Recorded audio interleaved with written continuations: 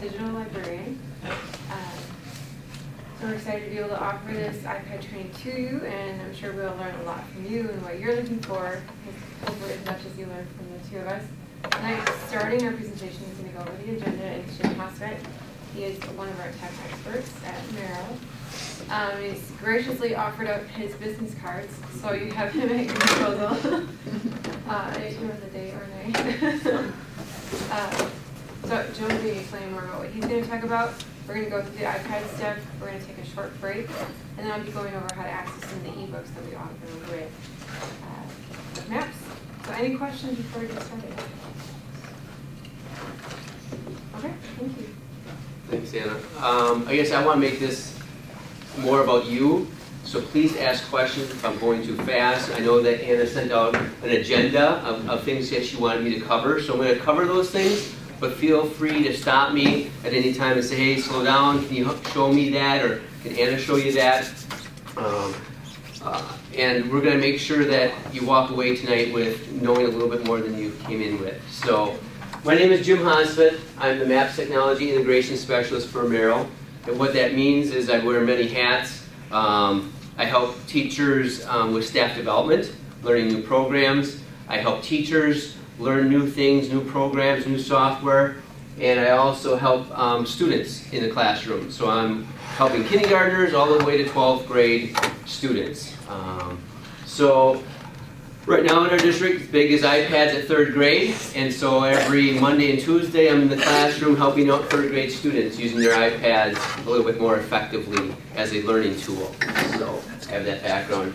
I've been in this position for 7 years, and I've been in the district for, this will be my 20th year. So I'm really excited about using technology and getting paid for it. So our agenda for tonight, again, I want to cover this, and it might be covering it fast. Just some familiar things with your device you may know, may not know. Setting up an iTunes account. Again, some of these things you may have or may not have. You don't have to have it for tonight, but I'll give you the tools. We can stay after and help you do it if you need to do it. Downloading apps, some tips and tricks with that. Updating apps. Updating from iOS 6 to iOS 7 if you haven't done that already. Maybe a discussion about how do I manage all the space on my iPad. Transferring apps from one device to another device, or how can I do that? I have probably, I think, 5 or 6 slides, or maybe even more, about some tips and tricks that you might not have been aware of. Some parental controls that you can put on your iPad, especially if you only have one in your household and you want to make sure that they're being a little bit more protective while online and things like that.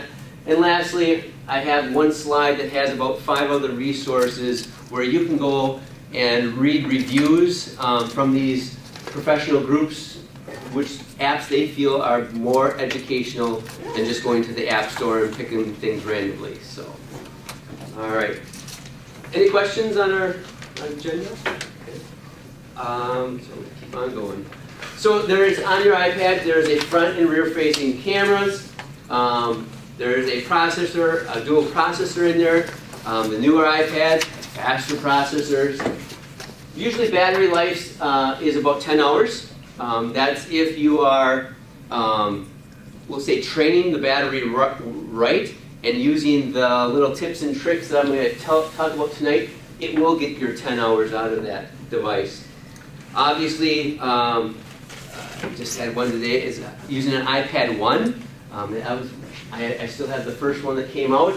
The iPads are getting thinner and thinner. They just produced the newest one, the iPad Air, I think it's called, and it's really thin. Your iPad is about 1 pound, and they come in white and black. Here's what an inside of an iPad looks like. Not too many parts in there. I don't know how they cram them all in, but there's what an inside one looks like. Speakers and a Wi-Fi unit, glass. Front of your iPad, obviously in the top, there is a front camera. There's your apps, of course. Home button's the big brown button on the bottom. And of course, it's a touch screen. The back, or the controls on top, Top right is your power button. Of course, underneath that is your camera. There is a slider switch, could be used for mute or to lock your screen in place. I can show you how to make sure if you want to lock it in place and your screen keeps on flipping on you. Right underneath that on the left side is your volume button, and the older models had an SD card. Ours don't. And of course they come with a plug, the white plug. That's a USB plug. And then they're getting thinner and thinner. They have a new connection on the new iPads. Turning on your iPad, holding down the top right-hand button. If you hold it down quickly, it shuts it, makes it go to sleep. If you hold it down and wait for the red bar, and you slide your finger across the red bar, it shuts it down completely. So some people forget that just touching it once makes it go to sleep. If you want to completely shut it off, hold it, then slide your finger for the red bar. Okay. When you get the iPad, either from Walmart, Best Buy, or from the Maps Tech department, there are apps that are included with them. Those are the Apple apps. And the basic ones are Safari, your mail, messaging, photos. FaceTime is like Skyping, but FaceTime is the Apple way. Newsstand is for magazine subscriptions or newspaper subscriptions. Of course, the App Store. iTunes is your music, your videos. Videos is where you store obviously your movies. Maps, they've added. They had some issues when they first released it, but I've been playing around with their maps. We got a lot better with their maps. Music, where you're where you're getting your music or storing all your music. Game Center, with some of the games that are being created, you can pair up or challenge somebody else out in the world, and that's through Game Center. You have to make sure you read the app you download, because some of the apps do allow for Game Center. Photo booth is just a fun way to take pictures. It does exactly what it says. You go and hold your camera up and you can pick a lens, and it makes funny pictures of yourself or somebody else. Clock, your contacts, reminders, your calendar, notes if you like to take a lot of notes, like a yellow notepad, and of course your camera. Moving your apps. If you haven't moved your apps around, hold down your finger on it, starts to jiggle, and then you can slide them around. And you can make new pages by just dragging them to the right. You can even, I think my next slide is, you can even combine them into folders. I just talked about making a new screen that way. I'm just going to go back to that one. I can't remember if I have that one in there. You can create folders by just dragging one of your apps on top of another app, and it creates a folder. And then you can give that folder a name. So if you want all your math apps all together, you can put all your apps, those apps together. I can show you what that looks like. Go here.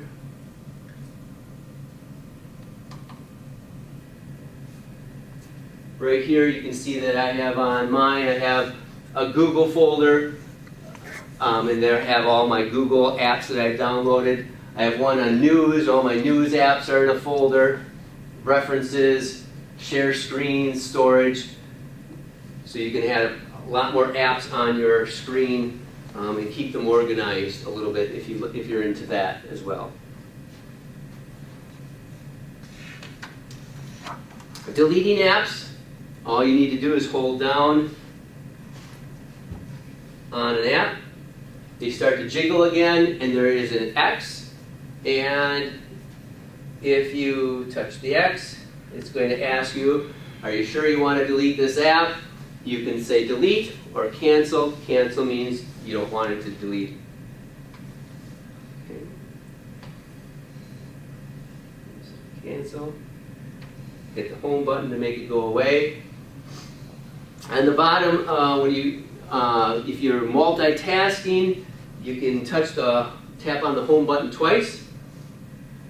And now that here are all the apps that are open, and all I need to do is swipe to the left or to the right, and these are the apps that are open, okay, that are running right now. So if I want to get to one, just have to tap on it, and now I have this app open.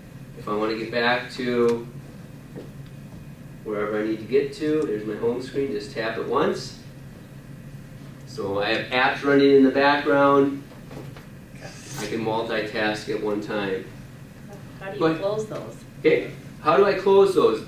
So right now, I have these apps are running in the background, which are taking memory away. Okay, so if I don't want this to be there, all I need to do is swipe up, and it disappears. So I'm actually turning it off or shutting it down. So that's a good question. Okay. Is that different for iOS 6 versus iOS 7? iOS 6, on iOS 6 you hold down the app, and then you'll get a minus sign, and all you have to do is hit the minus sign. Good point, Anna. Yes, it is different. So if it's running, it's up on the top here. Right now, this program's running. It's on. If I want it I want it brought up to the front, all I need to do is touch it. So it's running in the background, taking a little bit of memory away, battery life away. So a good habit is when I tell my third graders, make sure you shut down all your apps before you turn it off. So. Yeah, double clicking will show you. Then if it comes up with nothing, then nothing is running. Correct. Okay.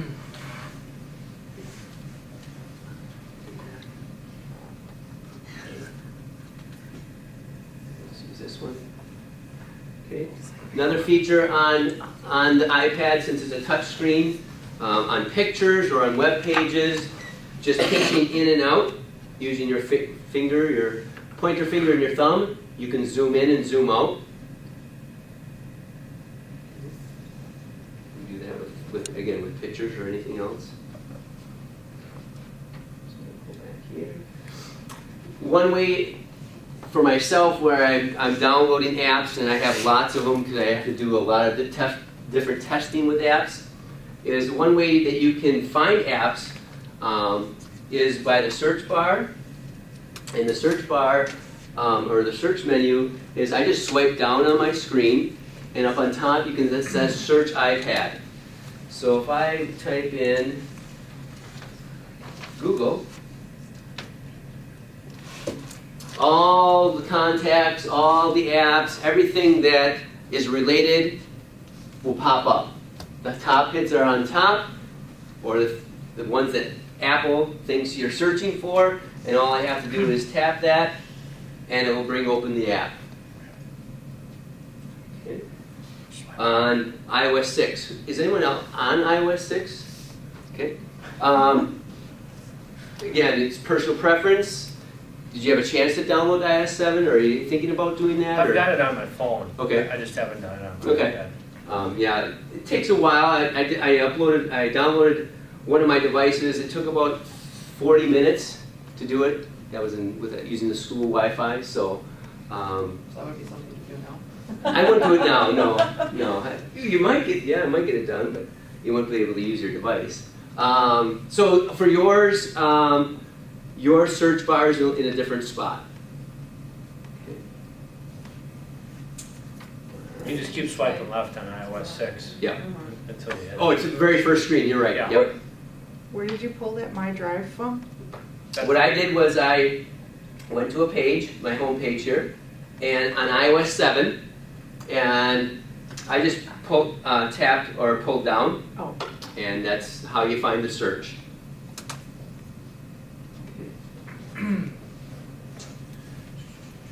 How do we know if we have the 6 or the 7? Well, if yours looks like mine, looks a little bit cleaner. Yeah, I can throw you up what the 6 looks like here.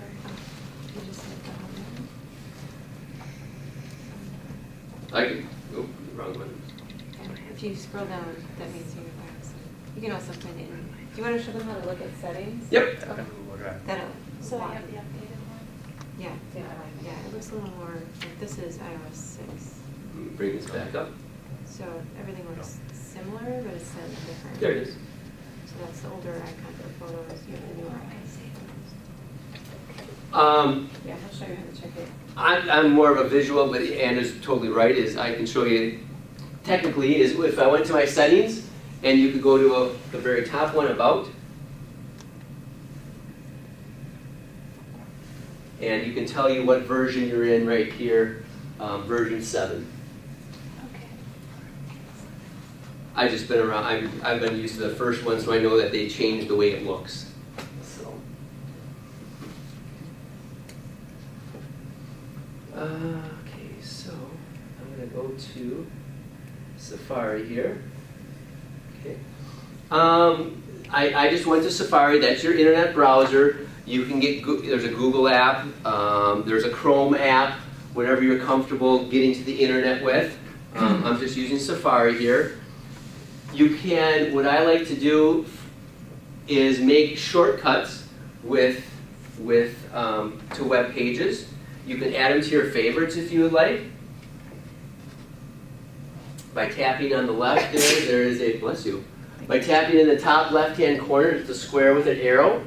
You can email this link, you can tweet it, you can put it on Facebook.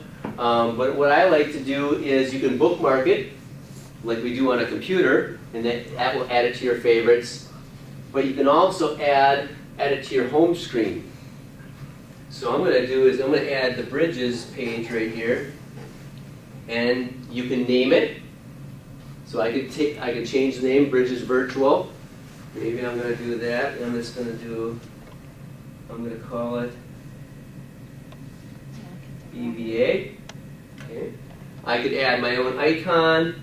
There is no icon on that page, so I'm just going to hit Add. Can't get out of there. And what it has done is put a shortcut to that web right there. Did you go over how to do I must have missed them. Can't get on? What's the Wi-Fi password? There isn't one. Oh, no? It should be just NTC. Okay. I don't think it's public, but I think it's that? Yeah. NTC public. Go to settings. So I get the Wi-Fi, and then just plain NTC. Okay. Then, thank you. Yep.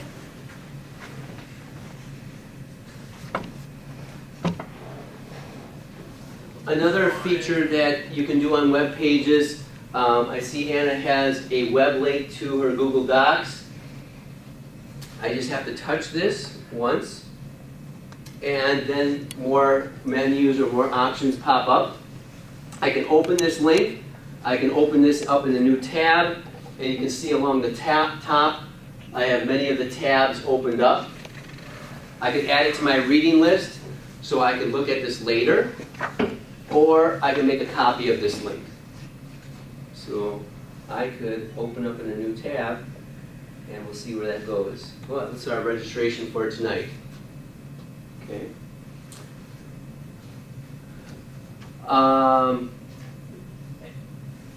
Again, trying to be organized. I can see that I do have a lot of tabs open up.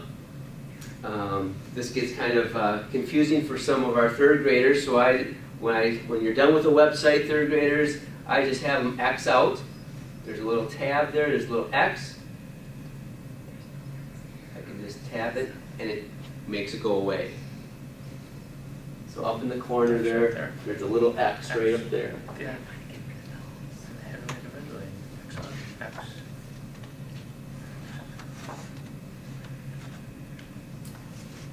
On any web page, if you hold down or press your finger down on your screen, you can copy an image or save an image. Copying it, you're going to be pasting it somewhere else. But if you save your image, it goes to your photographs. It goes to your photo library. So you can save those images or just copy them. So that's also another feature on there as well.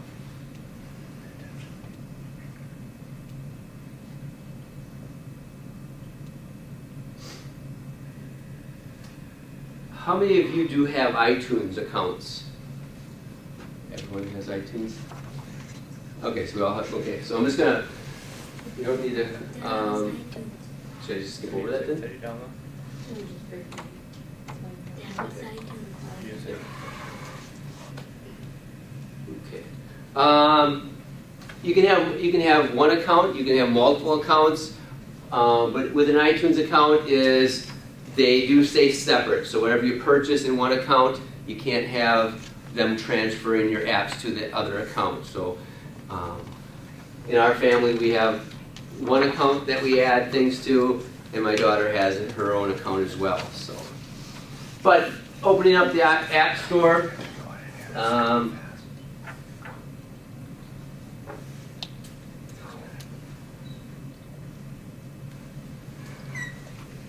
Find an application you want. Again, there's multiple ways that you can do this. Let's say it's this one. And I gotta make sure I'm logged out before I do that. Do you want that shown on the screen?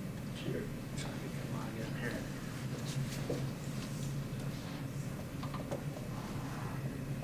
Shows you the password. There we go. Okay. So on to 12 days of entertainment. I'm going to shut the installing. Oh. It asks me, do you have an existing account or create a new account? We'll create a new account.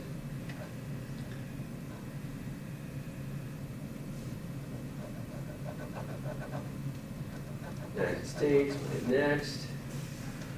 Send it by email. I agree to all their 34 pages of terms and services. They want an email. What email you want your ID or password recovery to go to. They want you to set a password, type it again to verify it, and they want you to choose 3 questions for security purposes. There's an email rescue if you need to get that done, and a date of birth. Do you want to subscribe to all their propaganda and any specials? I actually won't let me do that. I can do it up here though. Let's do this. There we go. So let's walk through the steps here. At the next step, after you filled in all your fields, it's going to ask you how do you want to bill you. Do you want to use Visa, MasterCard, or none? That means they won't charge you anything, but all you can do is buy free apps if you choose to use none as your billing information. Talked about filling out a recovery email. Once you activated your account and hit submit, Apple will send you an email notification, and you click on that, and then you're ready to go. Then you can open up your iTunes account, iTunes App Store again, and you'll be able to download your apps.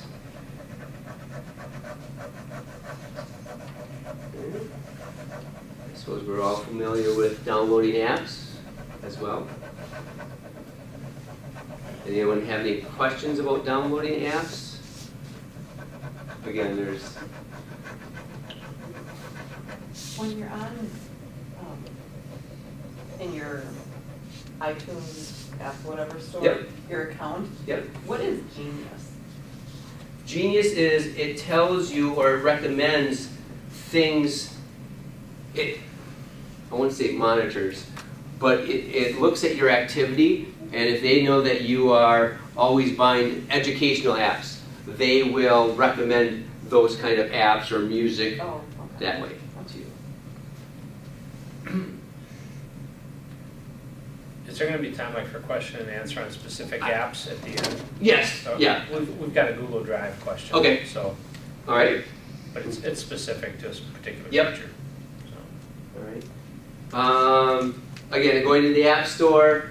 Again, there's different ways to sign in. I like to go to the App Store. Way on the bottom, there's a sign in on the bottom left. There are other ways to search for your apps as well. All categories gives you all the apps that Apple offers. You can search by games, You can search by kids. I like to search by more, the last option, where you can pick your category. Entertainment, education, science, all those different options in there. If you're looking for a certain app, you can also use the search bar on the right side and type in what app you're looking for. So you found an app. Here it is, what it looks like. All I need to do is tap on the word free, or if it's a paid app, you tap on how much it is. Then it's going to ask yourself, you sure you want, if you want to install it, tap install. And once it's done downloading, now it's a circle. It'll spin around. You can open it right from the App Store, or you can go back to your home page and find the app and double tap on it. It will open your app you just downloaded.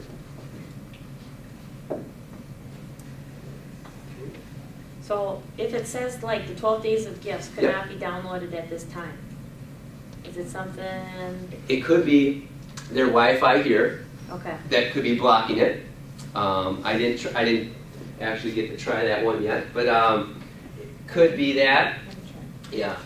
Anna's going to try to see if she's blocked or not, but that would be my first guess. Okay. I know an Mine says it requires iOS 7 or later. Okay. Yeah, that's what it said. Yeah. So some apps are now being designed for iOS 7. Some apps are more universal, where they can be played on both platforms, 6 or 7.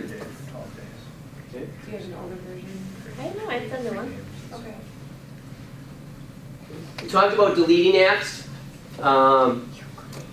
If your app gets deleted, it gets deleted from your device, but it doesn't get deleted from your account unless you go into your account and delete them off in your iTunes account. If one gets deleted, you can always go back and put it back on by going to your App Store, and way on the bottom there is a menu that's called Featured, Top Hits, Near Me, or Purchased. All you need to do is click on Purchased, and then the next menu pops up. It says all apps it's purchased with this account, or not on this iPad. And I usually tap not on this iPad, so I found one egg timer there, and that I didn't have. I deleted it at one time. I want to add it back to my iPad. So I found it, and then all you have to do is tap on the little cloud with the arrow, and it will reinstall it for you.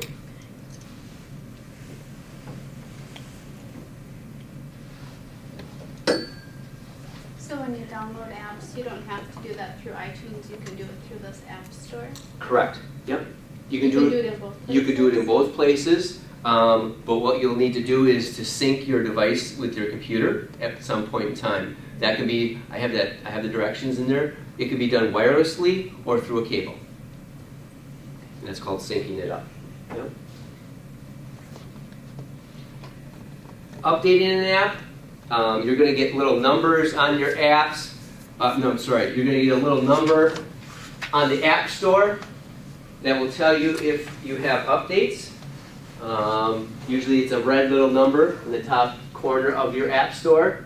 If you see that, all you have to do is tap on the App Store. Again, on the very bottom, there's the menu bar. Go to the far right, it says Updates. So you tap that, and it will list all the apps that need to be updated. You could update one, you could update them all. I usually update them all by tapping in the top left-hand corner where it says Update All. I retried it, so if I can.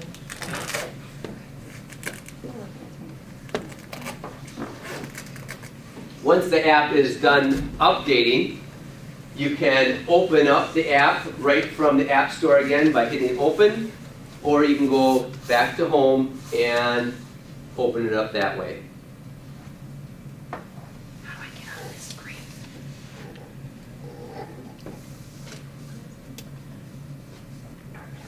Updating your software. Gotcha. Thank you. And I think updating your software from iOS 6 to iOS 7, or some of you might have 7, but I know that it's gone up to 7.04 now. So all I need to do is in your settings, you'll have a little number as well.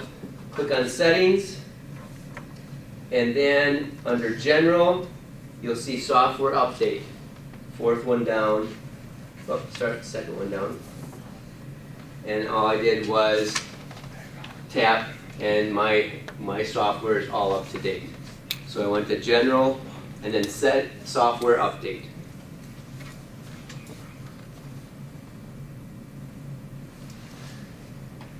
Show you what this is going to look like.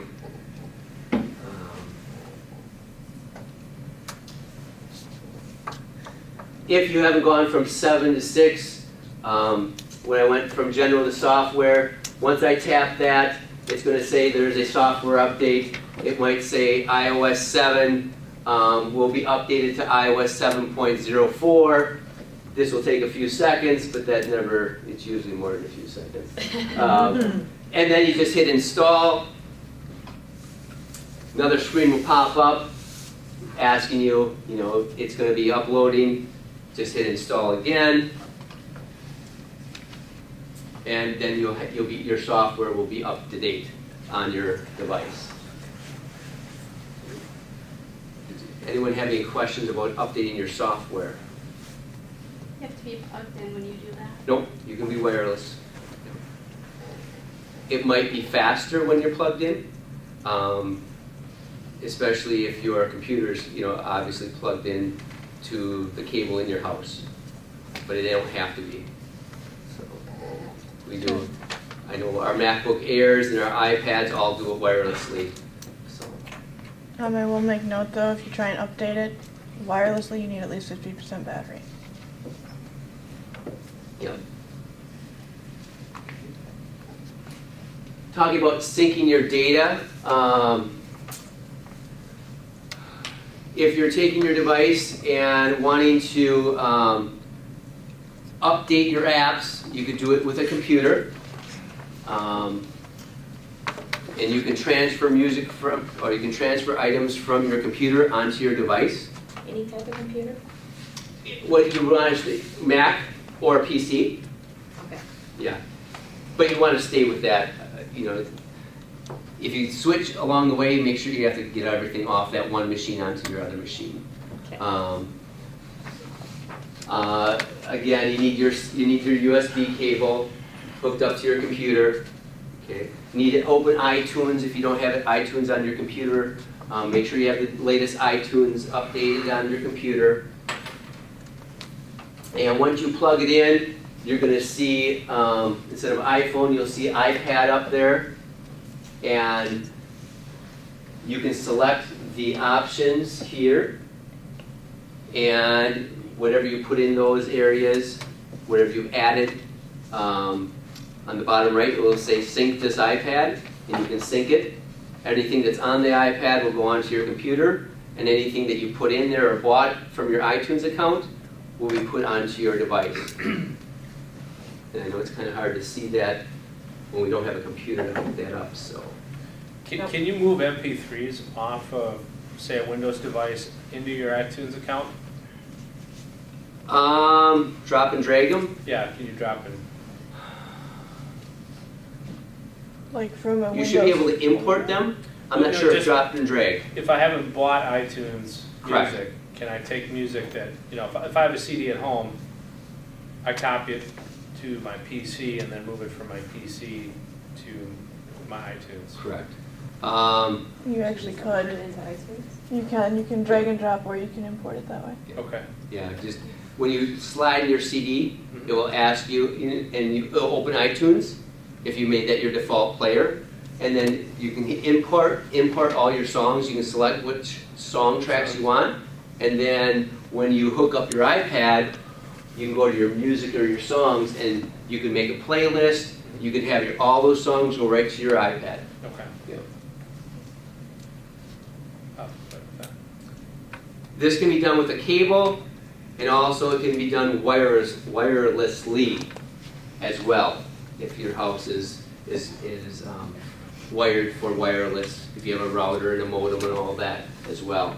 And I just gave the directions on how to do that. So can you move, just circling back to that, can you Yep. move music from, to like, to your Windows Media Player and then drag and drop off Windows Media Player into iTunes? I've never done it before. I haven't done it from Windows Media Player Okay. and dragged them in there. I would think, my gut would say is I would probably want to be able to export those from Windows Media Player onto your desktop and then transfer them over, but they might be able to drop and drag. I Okay. haven't done Windows Media Player. I'm a Mac guy at home, so Yeah. I don't use Windows Media Player that often. So. Yeah, if you have the actual CD, the best thing to do would be open up iTunes and you put the CD in there and upload it that way. Usually Windows and Macs don't like to talk. Yeah, no, I know they don't. So, But I don't have to Yeah, listen to every song to move it into to iTunes. listen to it? No, no. As it plays, it just pulls. Okay, that's really Yeah. where I was going with that question. If you're buying music off of iTunes, that's going to be an MPEG-4 versus MP3s. So there is a difference. And each of them, iTunes plays their kind of music, and Windows Media Player plays their kind of music, which is MP3s. Okay. Managing your content on your device. If you want to be able to manage your emails, your photos, if you have pages, keynote, numbers, your contacts, you may want to set up an iCloud account. And what that does, it can sync your device's information into the cloud. And they set up your device, set up your iPad. So I gave you some directions on how to set that up on your iOS device. And then you need to set that up on your PC as well so that they can talk to each other. Cloud is Apple's storage that you can access anywhere with internet access. So I can veer off here. I can show you that quickly. And it only works. So what I have done,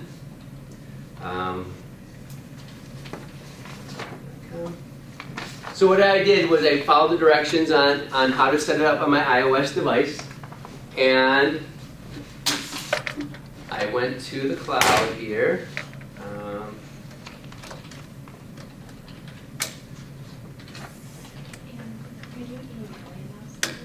Yes, this PowerPoint, after this, I'll be giving it to Anna, and she'll be emailing it or putting it in. Yep.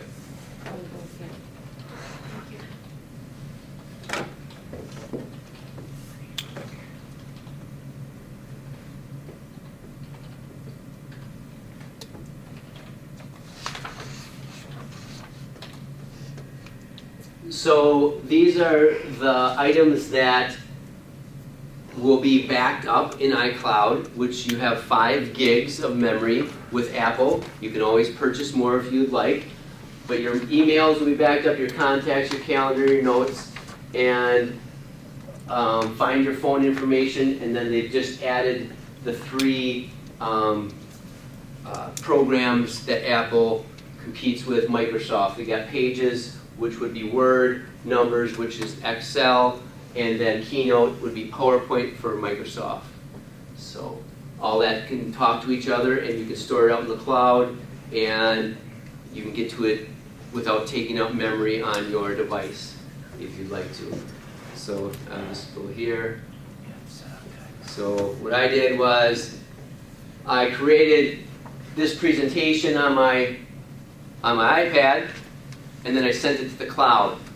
So I could have presented it all from the cloud out in Apple world out there, right from there, but it didn't look as pretty as coming from my flash drive. So.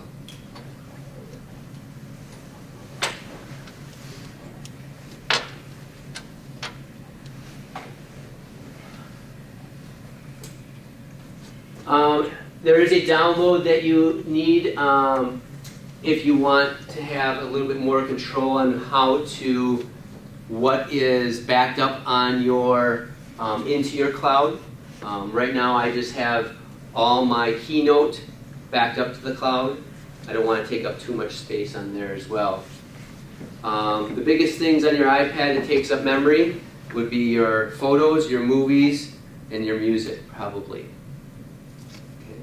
Some apps, I mean, if there are a lot of things, not too many apps are very, very large, but there are a few.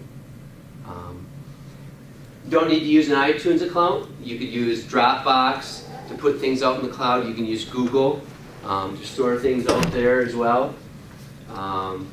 You can delete apps that you are no longer using. Remember, they're deleted from your device, not from your account. You could always add them back later if you need to have more space on your device. I can show you where to check.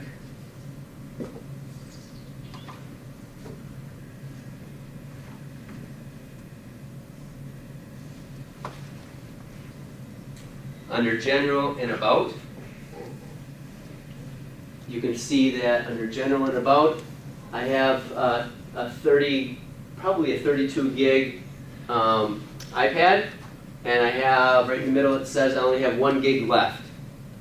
So if it's getting slow, or you are taking pictures and it says you don't have enough room, you might have to think about deleting some apps, deleting some pictures, taking some movies off, and then it'll free up some more space for you.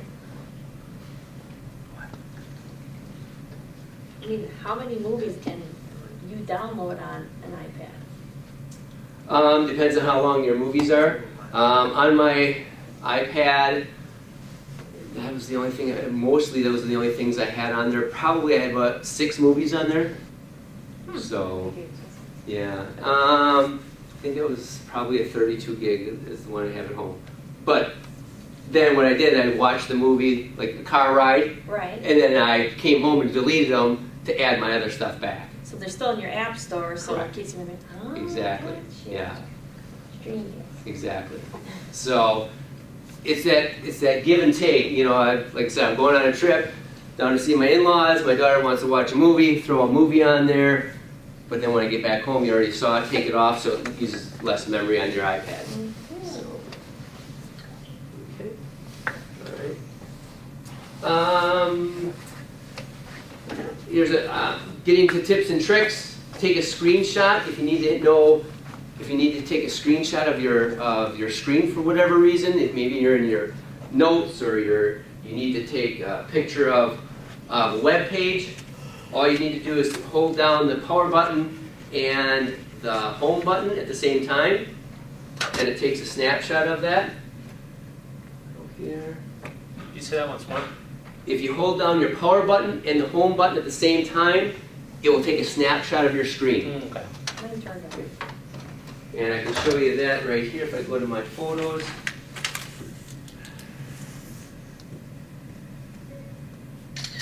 Mine says, what can I help you with? It has to be simultaneously. So it has to be, you know, at the same time. There's I just took a screenshot of that. And where does it go then? It goes into your photos, into your photos. This is a nice tips and tricks for working with students, is show me your work, take a picture of it, bam. Then it saves it to their photos, and then they can email it to your teacher or show you or whatever. But just a quick little tip there. If you go to, I gotta make sure I get out of, take a snapshot. In your settings, I'm going to my another couple tips here. General, and go to accessibility. You can have voiceover turned on, which speaks items on your screen. Where? Under general. Under General and Accessibility. Oh, down for Zoom magnifies the entire screen. and you can double tap on it with 3 fingers, and you can move and drag 3 fingers while it's zoomed. I want to do general and 1, 2, 3, 4, 5 under accessibility. Oh. Invert colors changes from white to black and black to white. Where did you get to accessibility? Go to general, and then you should see You have to scroll down a little. yeah, You have to just click on general. it's 1, 2, 3, 4, 5. In iOS 6, general. It's about 6 Why do they- down. Yours is Way at the bottom. way at the bottom. You actually have to scroll. Exactly, yep. For iOS 6, it's way on the bottom. Back in there. Larger type, bold, increase your contrast. Speak auto, automatically speaks auto corrections and auto capitalizations. There's things for the hearing. Physical and motor. Okay. There's lots of things in there that that people are not aware of. I'm not going to go through all of them, but don't be afraid to click around in there. I'm just going to go.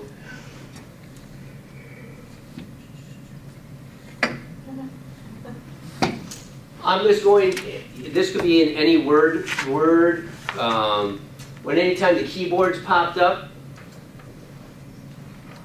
Here are some things that you might not know are there.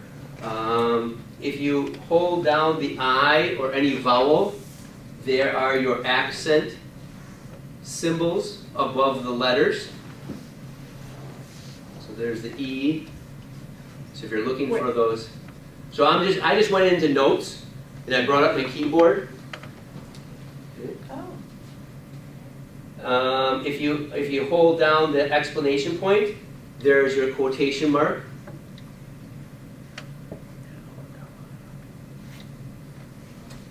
If you went to tap on your numbers, if you hold down the 0, there's your degree sign.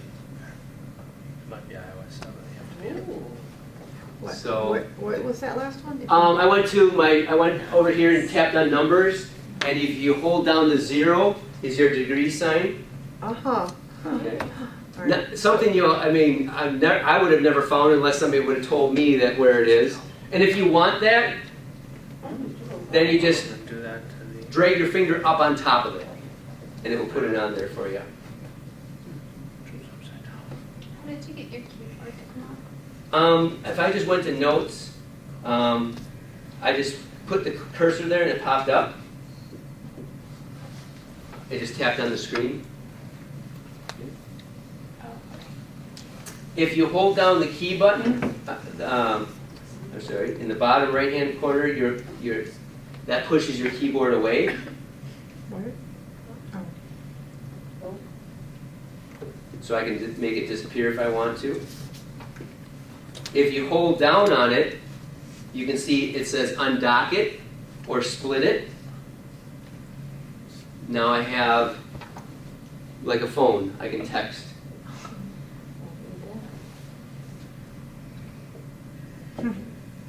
Merge and dock.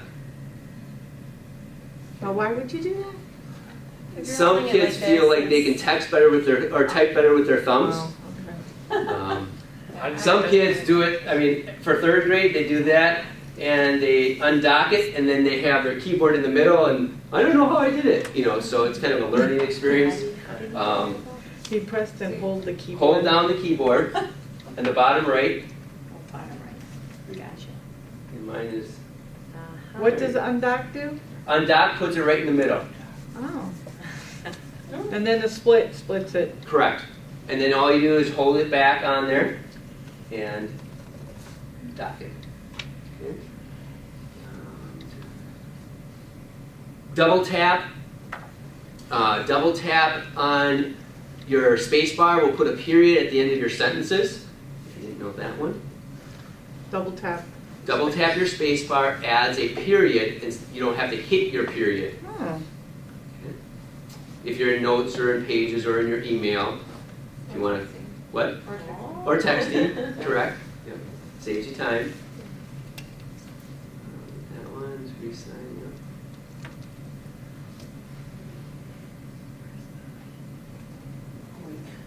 I'm just reading through here. How many have email on their device right now? Okay. Right now, it's defaulted to show you 2 lines of your email. Okay. If you're using Google, if you're using Internet Outlook, but you can change the preview. Let me just show you quickly. I'll just do mine here. Do my school stuff here. Hopefully there's nothing bad in there. There you go. Okay. So right now, I have 2 lines. Oh no, mine, I changed mine. I have 4 lines to preview. You can see that there's 4 lines here. You might only have 2. Let me show you how to change that if you want to be able to see more in your preview. If I went to my settings, my little gear, and went down to my mail and contacts and calendar. And of course the top is about creating an account. Okay. Right, mine is the 4th box down. It says mail preview, 3 lines. I can change that to 1 line to 5 lines so I can see more in my preview. Obviously in the same block there, you can show CC to to label. You can always be CC myself. Way on the bottom it says signature. You can make your own signature as well. So right now I just have my signature as Jim Hosfett. And some people have sent from my iPad still on there, which is fine if they want.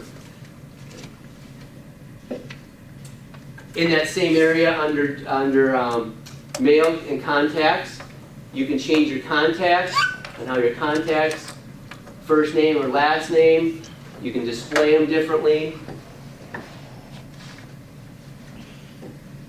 There's some options for your calendar. So my calendar is synced to go back 6 months. Start week, what do you want the start week to be on, Monday or Sunday? I have shared calendars. So I have multiple calendars that are going into my Apple account. So I have my Google Calendar, I have my school calendar, I have my personal calendar, all going into one area. So I know what's happening in my life.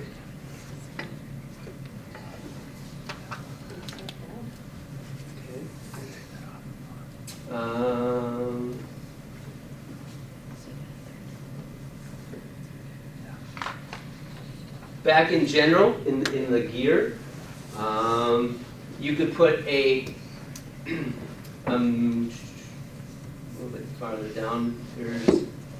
I have multiple gesturing turned on. What that means is 5-finger pinch. Kids like to do this in 3rd grade. That closes an app, or it makes you go back to your home button. So what that means is when I go here, 5-finger pinch, it goes back. I just went like this. I open an app, 5-finger pinch. Kids liked it. I'm not sure why. Better than touching the home button.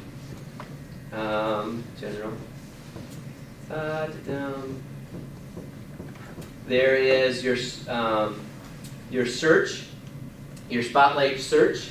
Right now, when I swipe down to do a search of what's on my iPad, here's where you can change what it's searching for. So maybe you only want to search your emails. Maybe you want to only search your applications. So I could actually turn those off if I don't want it searching certain items. Okay. That's what that is. Text size. I'm getting old, so I need it a little bit bigger. Okay. You do that. Accessibility, we went over.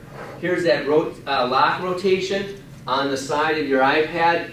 It's defaulted as mute, but you can change that to lock rotation. So that little button on the left side, no, the right side, if you do it up or down, one will make your apps spin when you rotate your iPad, one will lock it in place.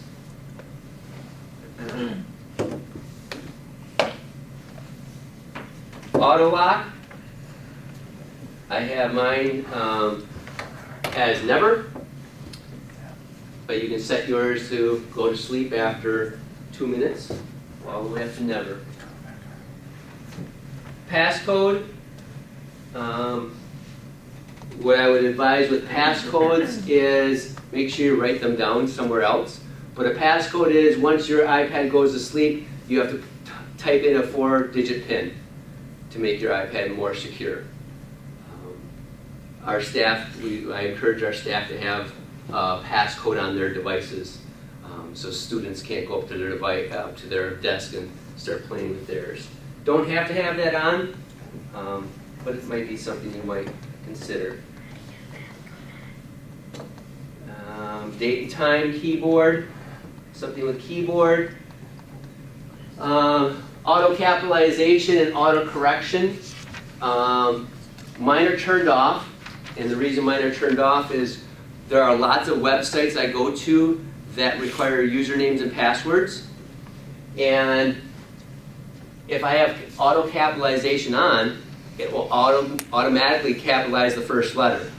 So instead of me retyping all my passwords and all my usernames, I just turned off those for my personal self. But I keep spell checking on, enable caps lock, shortcut. There's where I could turn off my split keyboard. Here's keyboards. You can add keyboards, and if you like your little what are those called? Emoticons. You can have that as your keyboard as well, like on a phone. If you're interested in doing that. You can create your own little shortcuts.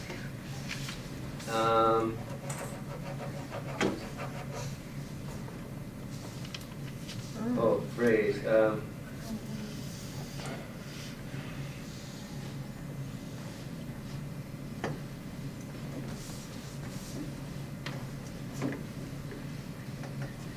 So if you change your keyboard, where does that, is that everywhere then? That it would change it, or? If you change your keyboard, so when a keyboard pops up, Yeah, that's where it will be. okay. So every application that you use. correct. Anyone that any application that uses a keyboard, it will be there. So let's see if I went to here, and so right now, the keyboard I have is USA or English. But right down here, if I press there, there's my emoticons. Is that what they called? There they are. Oh, So that could be. that's under what? I went to General, and I went to Keyboard, way near the bottom. And once I went to Keyboards, it's right in the middle where it says Keyboards, and add a new keyboard. Lots of different keyboards. Added. And I want to see if I write. Oh, geez.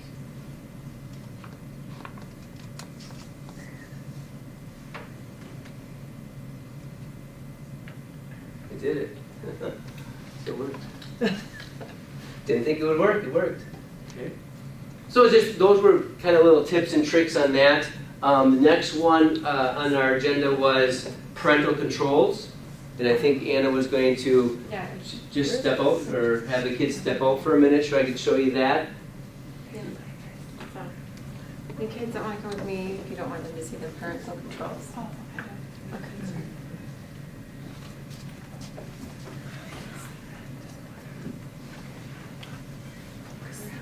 How do you get the water balance? I added a keyboard. Are you in the Did keyboard? that? Okay, Add a new keyboard. add a new keyboard, They did that already. okay? And then, so it's added. Yeah. Then are you in a Word document or in Notes or I'm somewhere? in notes. Okay, then on the bottom left, there'll be a globe, Uh-huh. and then there should be. There you go, thanks. All right,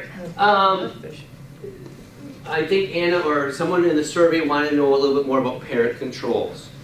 Okay, under parent controls, under general, under settings and general, there's one that's called restrictions. Okay. And under restrictions, it's all grayed out. It's going to ask you, do you want to enable restrictions? If I said enable restrictions, they're asking you for a passcode. Okay? I would want to make sure that you pick something that you can remember. It's a 4-digit number. They want you to do it again. Now you can select the items you want to restrict. So the top box, allow. So green is good. Okay? So do you want to allow who's ever using the iPad all those options? So Safari, camera, FaceTime, iTunes. Okay, maybe I don't want them to install apps. Maybe I don't want them to delete the apps. Okay. Down here, allowed content. Movies. I only want them to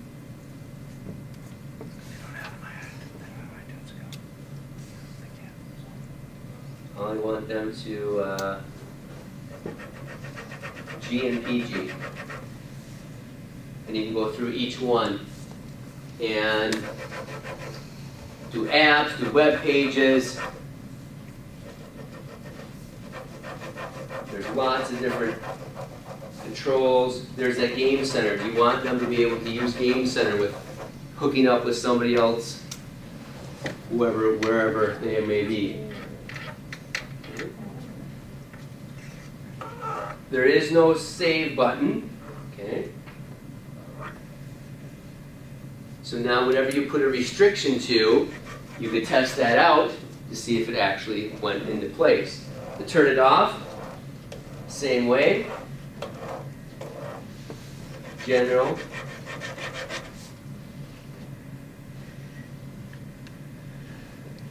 Restrictions. I gotta type in that passcode and then disable restrictions. Ask for that passcode again. Now it's back and you can use your iPad without any restrictions.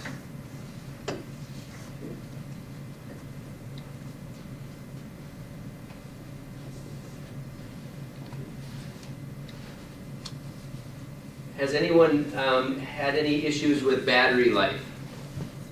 Have you gotten the 10 hours out of it that you think may have before you had to charge it? Okay. Some of the tips and tricks that I tell the staff and third grade students is, you probably have had yours for a while, is charge it when it's less than 10%, and then charge it all the way up. Okay, then charge it all, use it all the way down to 10%, charge it back up. That's one way. Okay. Another way is you can, under your general, you can go to go to wallpapers and brightness. Is auto brightness is on, but it's defaulted, and if you just turn your percentage down a little bit, saves your battery life. So you just crank it all the way up to high brightness, of course, that will drain more of your battery. I leave auto brightness on, because that will depend on where you are in your house or outside. It automatically adjusts to that. Under general, and we do, when you do auto lock, okay, obviously if you leave it like mine, that it never shuts down or never goes to sleep, you're using up more battery.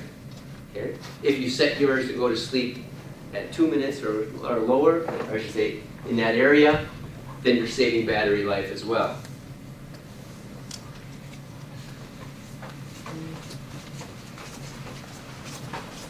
Turning off Bluetooth, turning off Wi-Fi when you're not using it also saves battery.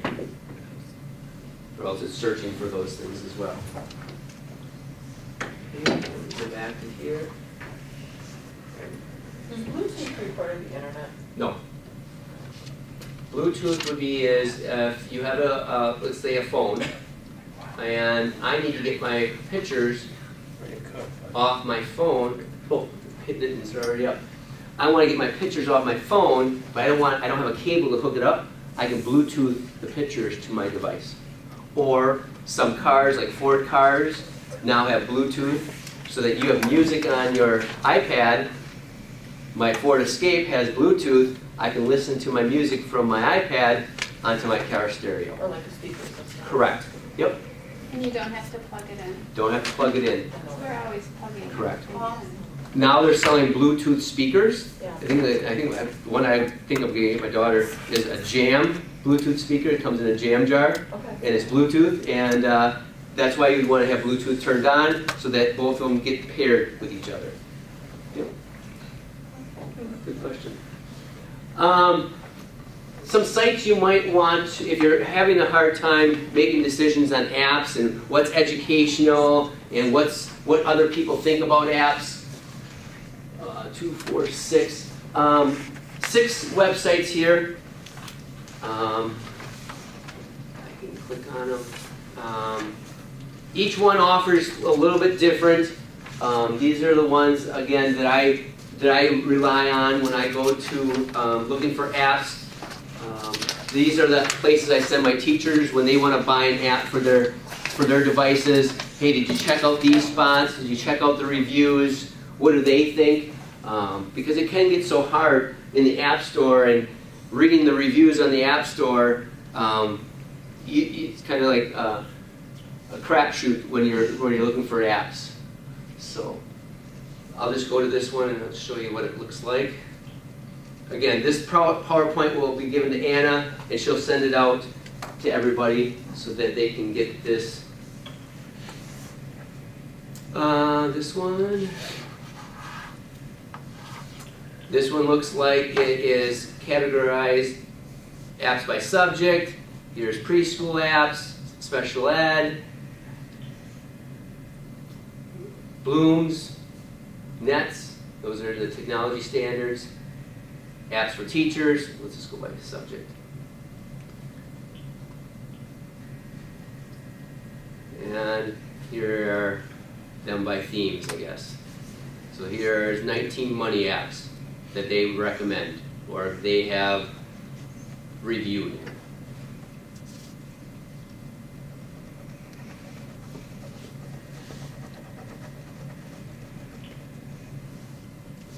And again, it may be free on their website, and by the time you get to your device, it might not be free because those things change as well. There's no real notice on those kind of things. And I think this will take you to the App Store as well. Nope, one of these. To give you more of a description on what it is. Okay. Go to this one, App Shopper. App Shopper looks like you can go by, you can even have iPads. Here's categories. Education. You can sort it or filter it by all apps, paid apps, free apps. There's that one.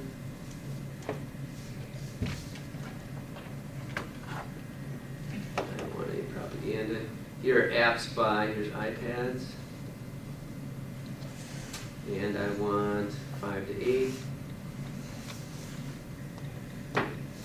So there it looks like they are focusing on a couple apps that they feel at that grade level. And they have a nice link right to the App Store. So if you did that right on your iPad, you could download it right on your iPad.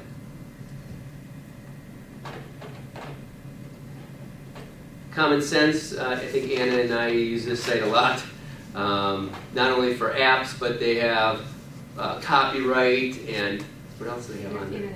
Internet safety. Any educational stuff is on there as well, I think. I just put the link in for apps, and again, top picks, best apps and games for creativity apps.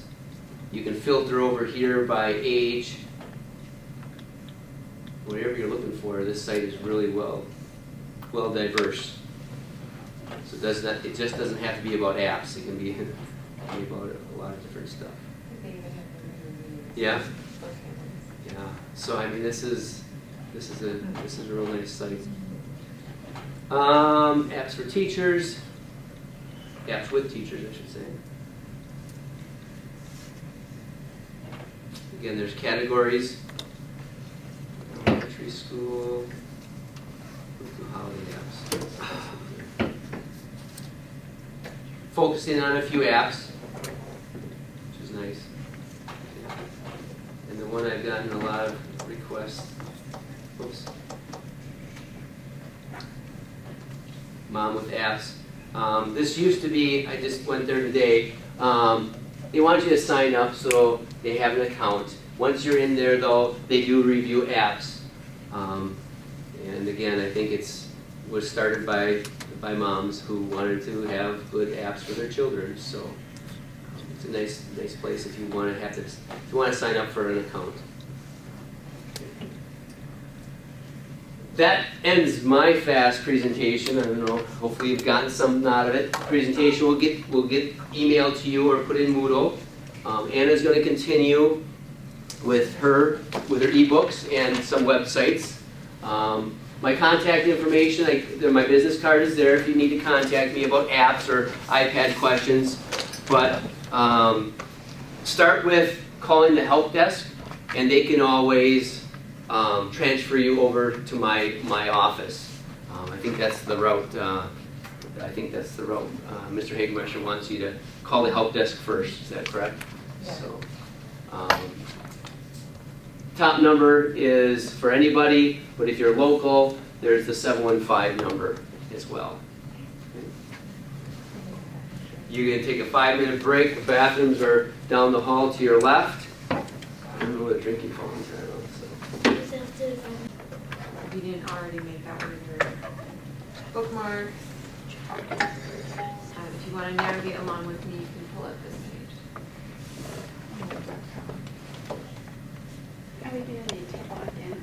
I don't remember mine. Nope, you won't need to log in. It's a settings, general. I'll just go over Here's that Moodle. What is that? I'm going to explain what Moodle is and the default. Well, there's several versions of the default login that we're finding. Yeah, okay, so we're going to get started with the second half of the training. Not necessarily specific to iPads, but ebooks are a big part of iPads or any personal tablet device. But the ebooks that we have, most of them can also be used on a computer. So I'm going to be showing you both, depending on how the technology is working. For example, I'll tell you right now, my Reading Eggs app, it will not let me log in my student accounts currently, so I won't be able to show you on there, but I can show you how to access the library for Reading Eggs on the computer. There's an app for that. So we'll be doing a little bit of computer, a little bit of the iPad with our ebooks, talking about what is Moodle, how you get into Moodle, why we use it, and then just talking about some free ebook resources that we have available for anyway. So, Bvi Resources, this is the Bridges Virtual Academy website that debuted sometime in October or November of this year. Hopefully you've seen it. It has a lot of good resources. This is an open website, which means nobody needs a login to access anything on this website. So it serves a lot of different purposes, but one of the things we wanted to highlight on here for you, and that's what I'm going to be talking about today, are the resources. So if you're in the bridgesvirtualacademy.com website, and you hover over resources, you can either click on resources, and it'll take you to this page. We're actually going to come back to this page and highlight a couple of things in just a moment. When you hover over resources, you can scroll down and look at some of the different resources we have divided by subject area. So I just clicked on General Resources. Each of these pictures are hyperlinked or images. When you click on one, it'll give you a little bit more information, which is basically the information that's below here, and you can go to that link. If you don't want to go to that, you just click on the little X and you get out of it. So again, these are all resources that we have, or resources that are free, or in some cases, they're resources that are free for Wisconsin residents. In those cases, you generally will need your Wisconsin library card number, unless your internet provider recognizes and your IP address recognizes that you're in Wisconsin. So at my previous address, I've never had to log in with my library card number, but it's a good idea to have that public library card number available for any of the Wisconsin resources that our state pays for. Discovery Education is a new one that we recently added for everyone. Again, there's a little description here. You can go to the link. And then you'll notice that this one, there are resources that are free that don't require login, but for all of the resources, all the videos and interactives that they have, you need your login and your password. So that leads us right into our next point. Oh, and I just want to mention on here, if this page looks really funny, if you have a funny background or it's not showing up in 3 columns, because we've had that happen with some people, that means that you need to update your browser. And that's a whole nother discussion, or you need to try different browsers. So some browsers, for example, I'm using Firefox. Internet Explorer is a browser. Chrome is a new browser that's being marketed. Safari is the default browser that's on your iPad. You have different browsers. You also have newer versions of browsers that you can update to. And those are typically free. So if this isn't looking nice, or if any page isn't looking nice, my recommendation always would be to try a different browser, or try updating your version of the browser. So we have this website that is available for anybody, but we have resources that are just available for Bridges students. So we have something that's called Moodle. Moodle password protects everything, and there's certain things like our teacher contact information, like your family folders and your family information, your learning plans. We don't want that available to everybody on the open web. Those are private things that only you should be seeing, or only your child's teacher should be seeing. The passwords are the same thing.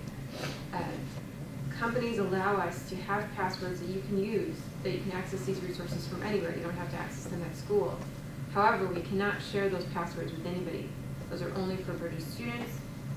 So we cannot put them on our website that anybody in the entire world can look at. So we have something called Moodle. To get to Moodle, it's basically bridgesvirtualacademy.com. You add the Moodle, MOODLE, ahead of it. I have it linked on our main page. So you're on the main page, click on Family Access, and there's a link to Moodle. Now this page probably looks familiar. And again, these are things that are password protected. So this is the only thing you can get without a password on the Moodle page. When you log in the upper right-hand corner. And I'm going to put my username in. Now the default, it turns out there's a couple different default passwords in talking to our teachers. It might be the father's first initial, dot, last name. It might be the father's full name, dot, last name. It might be the mother's initial or the mother's name, depending on the information that was put on the application and whoever was entering it at that time. So unfortunately, the default isn't exactly a default. So if you need your username and password for Moodle, you can email me, and I'm going to show you a really easy way to email me later. You can contact your liaison teacher, or you can contact the Bridges office for that information. So I need to make sure that I'm remembering mine. I know many of you probably have your username and password saved to different devices, and I do that too, and then when you go to a different device, you don't remember what it is anymore.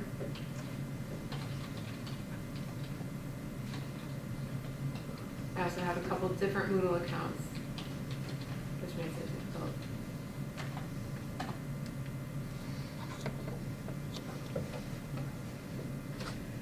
So we're in. You can see I'm logged in as Anna Juleson, and when I'm done, I need to make sure that I log out. Now you see that there's more resources available to you by logging in. Before, it was only available up through the handbook. These are the password protected things. So if, for example, you or your child is enrolled in the ePortfolio course, they would be able to see that here. There's pages for the different areas that you as a family should be enrolled in. You can see your family folders. And then here are different resources. Right away at the very top is what I want to point out to you. Resources for all Bvi families. You don't need an additional login or anything. Once you're in Moodle, you have access to anything that you are enrolled in. So you cannot see other family folders, but you can see your family folder because you are enrolled in that. On our resources page, there's different things that are available to you. These are educational and library resources, and that's what we're going to focus on. Liaison teacher contact information, subject area resource teachers. It's a little too big for this screen, so it's moving everything over. This is the link for technology support, governance board information, and internet safety. Now, a little trick, if you ever want to make things smaller or bigger, when you're on a PC, if you hit Control plus or Control minus, that makes it bigger or smaller. If you're on a Mac, you would do Command. So I just made it a little bit smaller so that everything is lining up. So that would be a computer tip and trick. So clicking on Educational Library Resources, and this is all the access information. Now obviously we don't have each individual student's login and password on here, but generally we have the template. So for example, Discover Education, it's first name, last name, @BVA is the username. So there's no spaces, there's no periods, no dashes, that's the username. So you would put your child's first name, last name, all caps, @BVA, and then you would put bridges, and then that's how they would get in. Now every once in a while, if somebody has a really long name or there's a hyphen, it might be a little bit different. In those cases, you can contact me or the liaison teacher.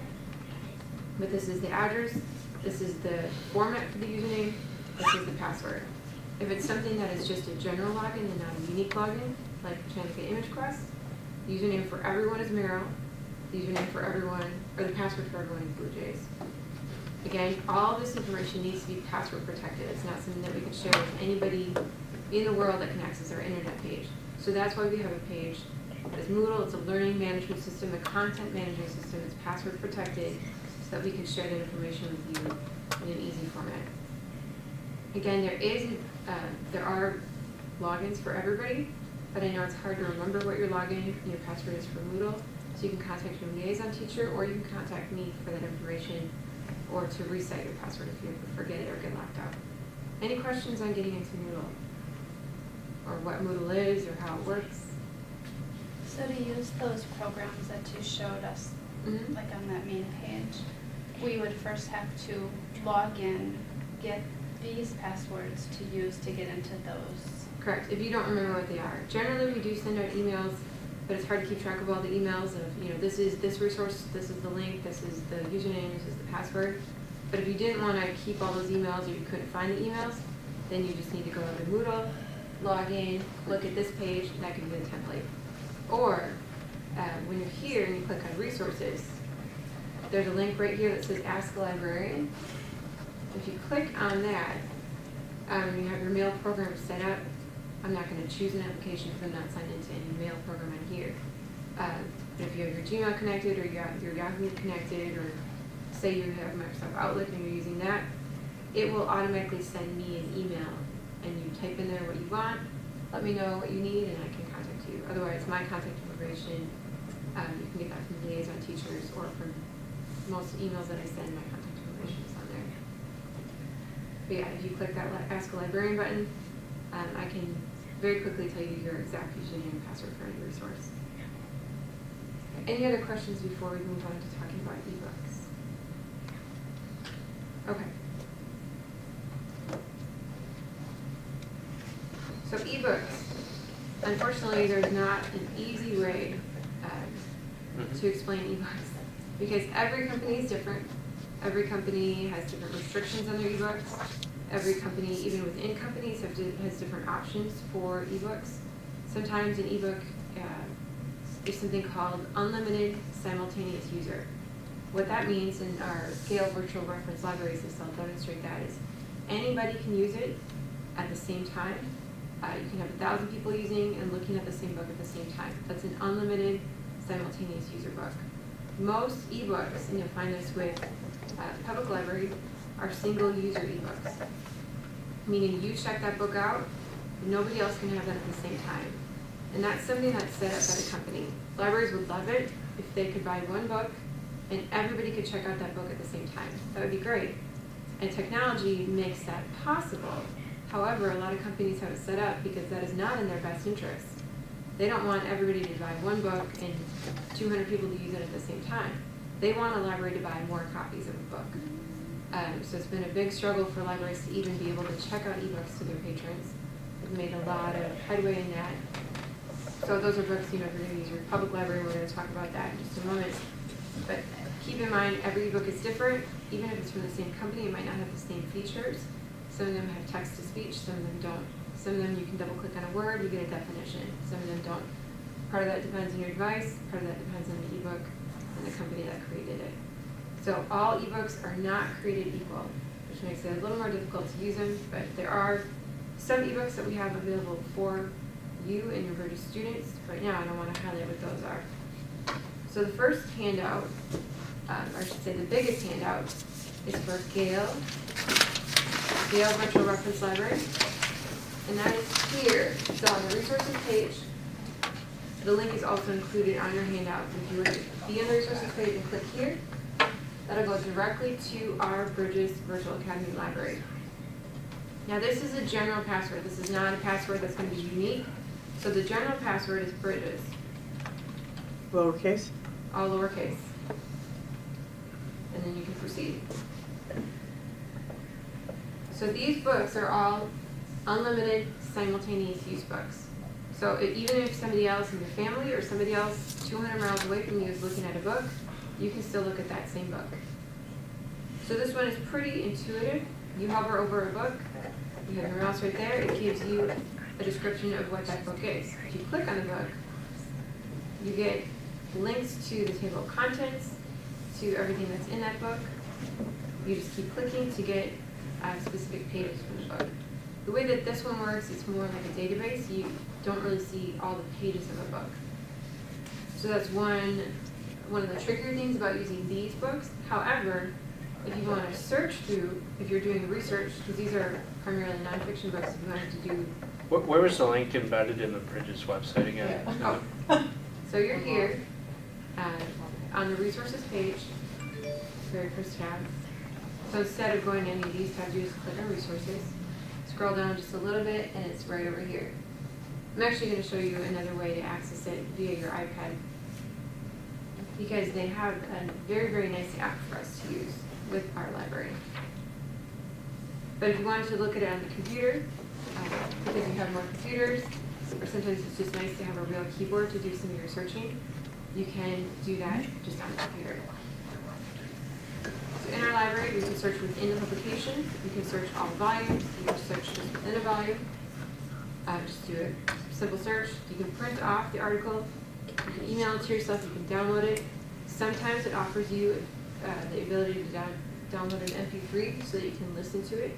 Not every single ebook has this feature, but some of them do have that. You can translate it to different languages. You can download a PDF to send to your e-reader. So there's a lot of different options within this publication, within this virtual library for you. And this is just a separate library only for Virgin students. And I'm going to show you on the iPad, when you're in the App Store, and page 3 talks about this in your handout.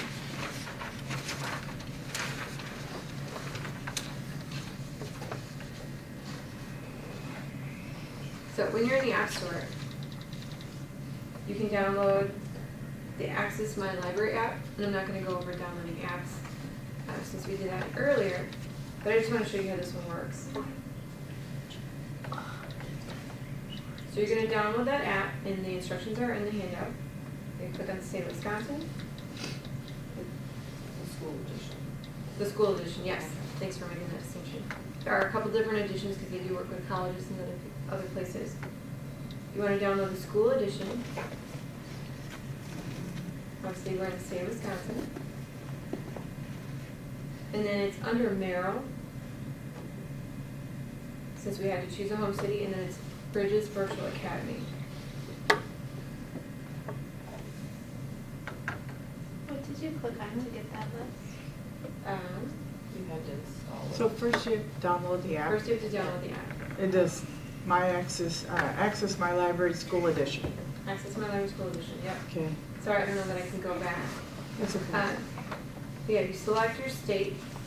So I scroll down, I selected the state of Wisconsin. And then I'm going to select Unview Gale Resources.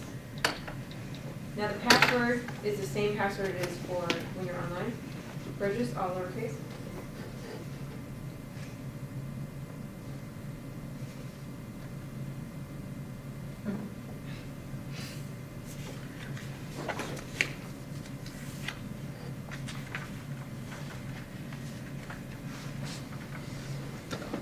Alright, and then I click OK.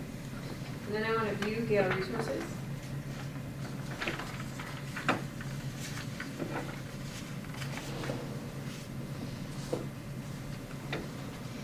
And we just have ebooks, we don't have any databases. And so everything is going to show up on my bookshelf. And then if I want to look at a book, I click on it, it gives me a little synopsis of what is covered in that book. I hit continue if I want to keep looking at it. And then you're basically seeing the same type of screen. So it's just a different way to directly access it without having to type in the address or set up your own separate bookmark. I can go back to shelves. Oh, and here's where it got says the states, Wisconsin, and then I search for the city. And again, we are under Merrill, that's our home location. So those are our Gale ebooks.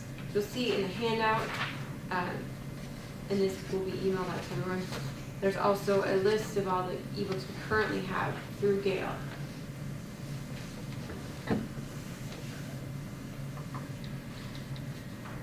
Again, as I started talking about ebooks, every ebook is different.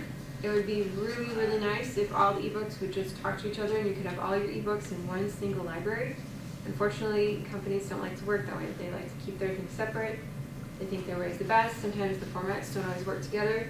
So unfortunately, there's multiple places for us to access ebooks. They cannot all be in one place. Another resource I want to share with you is Wisconsin's Digital Library. Now this is one you're going to need your library card for, but I just want to show you how to get into it. So click on the link,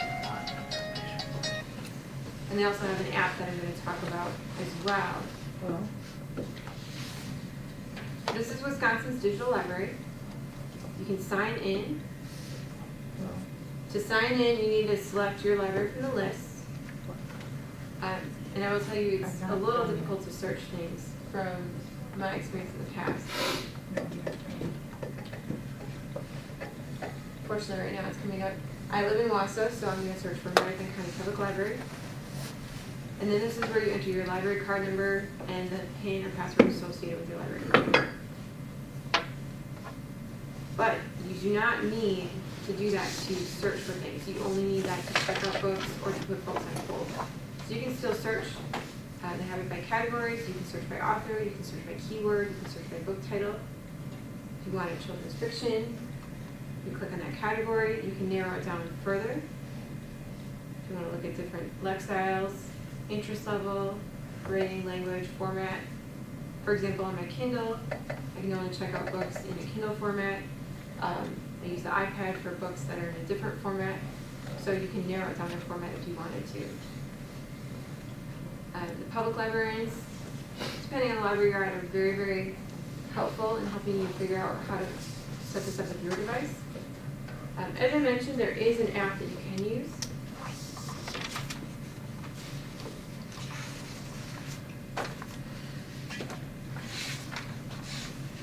And that's on the first page of the handout on Wisconsin's Digital Library. It's the Overdrive app. And I already have this on my device. Looks like this. So I don't have any books in here right now. But I clicked on this little thing in the upper left-hand corner to see. I already have the Wisconsin Public Library Consortium added. That's what you're going to be using because we're all in Wisconsin. But if I wanted to add a library, or what you would do to first find that library, is you could either search or you could browse for libraries. And I'm gonna choose United States, because that's where we are. And then the state of Wisconsin.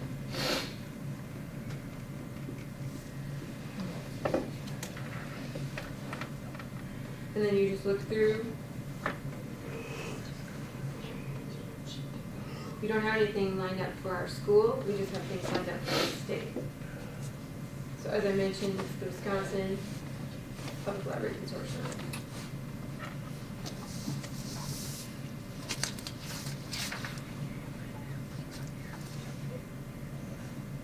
And I already have that added, so. But Wisconsin Public Library Consortium is the library that you would add. So I've already had it added here.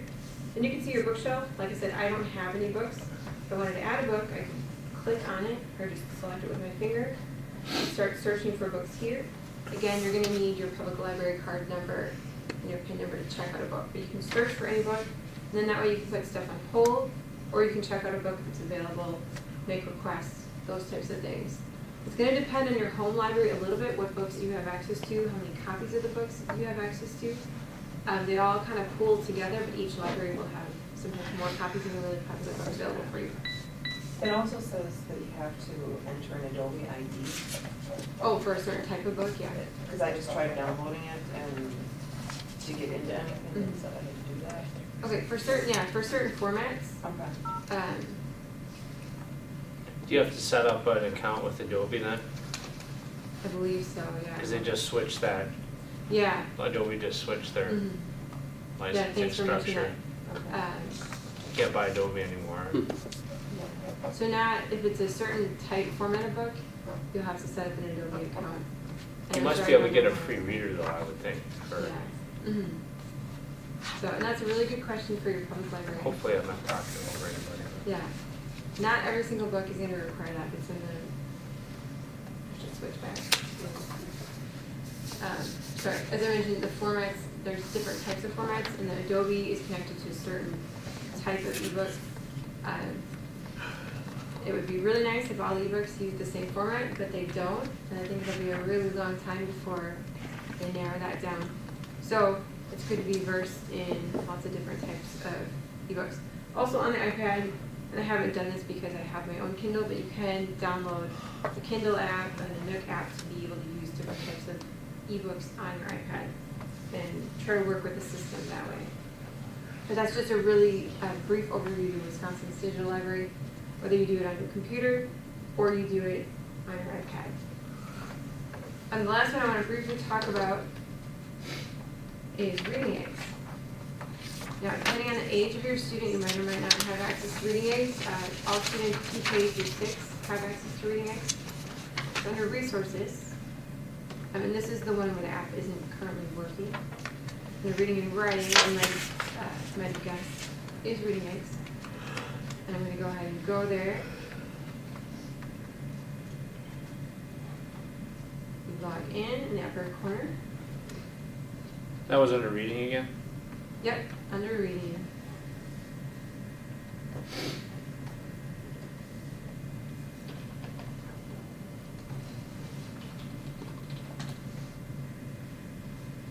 So when your child logs into Reading Aids, and again, this is available for PK through 6 students, they can either go into Reading Aids, they can go to Reading Express, which works more on comprehension, or they can go straight to the library.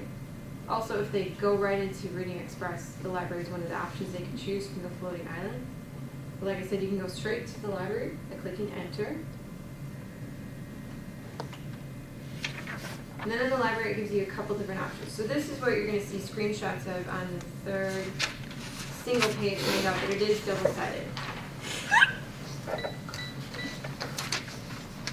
Like I said, select library, or you can select it from the floating island.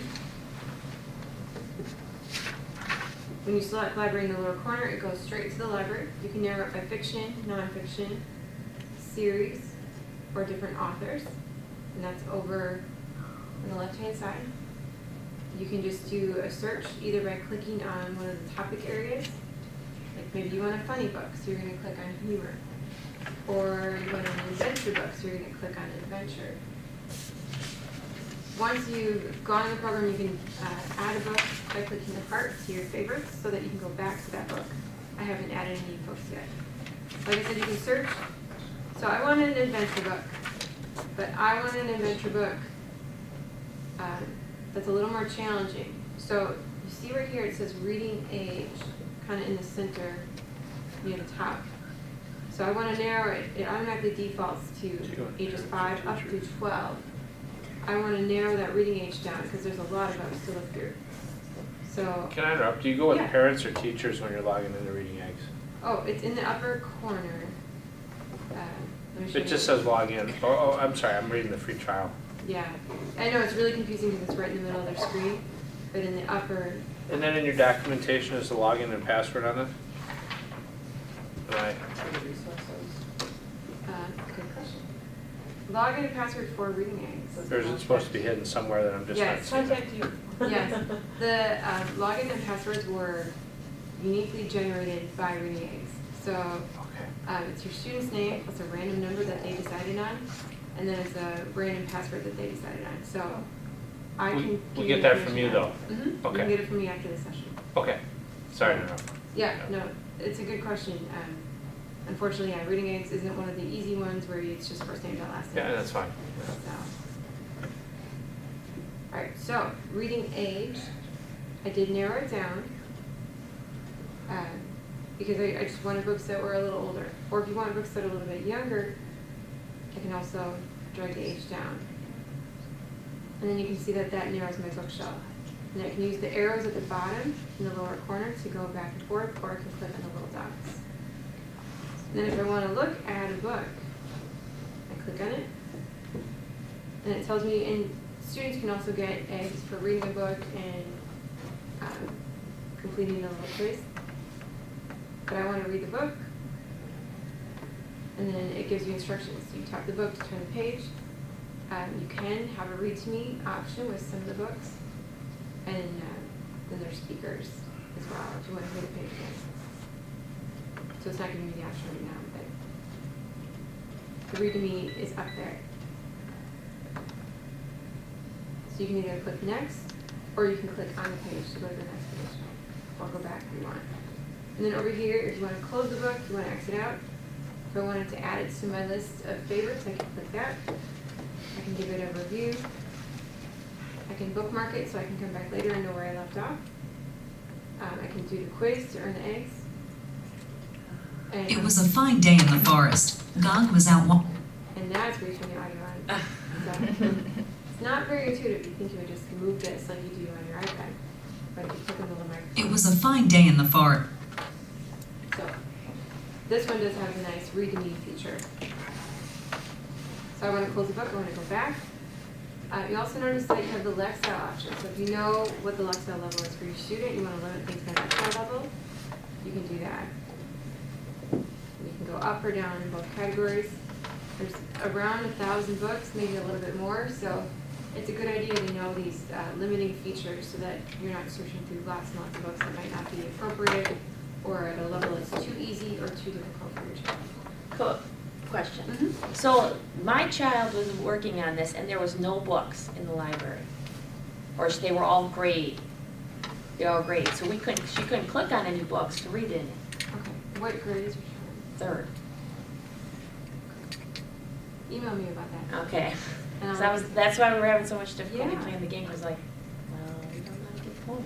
Yeah, because I mean, they have told us that every child should have access to the library. So, Gotcha. yeah, so yeah, email me and we'll look into that. Okay. Any other questions about reading aids? Or how to access this library? Okay. So Bridges Virtual Academy website, one more thing I just want to point out to you. When you are on that main resources page that looks like this and explains things, there's also a link to the Moodle site for the usernames and passwords. There's a list of free ebooks here as well. So first one was Wisconsin's Digital Library that I briefly showed you. Again, this is something that's done by the public library, so if you have specific questions, contacting your local public librarian is the best thing to do. They have a lot of help tips on their website. But these are some other free ebooks that you can click on. There's just a little synopsis about what each one does. Some of them are classic literature, some of them are more, for example, like flex books, that's more online textbooks and things like that. We will be adding more ebooks and working on the library, so keep in tune with your email. That kind of information I'll share with the liaison teachers, and they will forward that information out to you. So as we get new resources, as we get new ebooks, new educational things for you to access, watch your email for those types of updates. Where did you get to that page? Yeah. Okay, so this page, we're on the bridgesvirtualacademy.com, Yeah. and you look at the bar, resources, Yeah. you click just on resources instead of going down. Just click right on the word resources. Oh, That's what that page is. Oh. Okay, any other questions? Okay, thank you so much for your time. If you have an individual question or you want an individual login, just let me know.